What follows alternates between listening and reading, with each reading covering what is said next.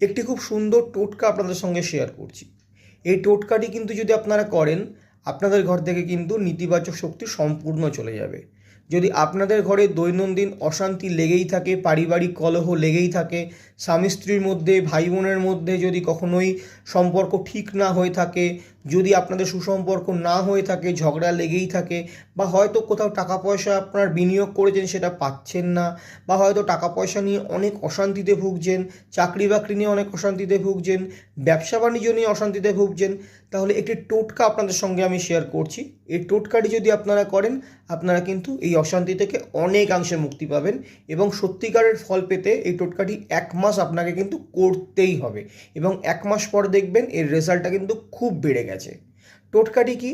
আপনাকে সামুদ্রিক লবণ জোগাড় করতে হবে। সামুদ্রিক লবণ আপনি বাজার থেকেও কিনতে পারেন, বা অনেক অ্যাপস থেকেও কিন্তু আপনি কিনে নিতে পারেন এই সামুদ্রিক লবণ। একটি কাঁচের বাটিতে রেখে আপনার শোবার ঘরের একটি কোণে রেখে দেবেন, দক্ষিণ কোণে রেখে দেবেন, খুবই ভালো হয়। এবং চাইলে বাথরুমেও কিন্তু একটি কাঁচের বাটিতে রেখে দিতে পারেন।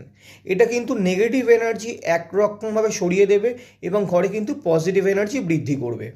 ভিডিওটি যদি ভালো লেগে থাকে অবশ্যই শেয়ার করুন বন্ধুদের সঙ্গে, আত্মীয়র সঙ্গে, এবং চ্যানেলটিকে সাবস্ক্রাইব করে দিন। Thank you.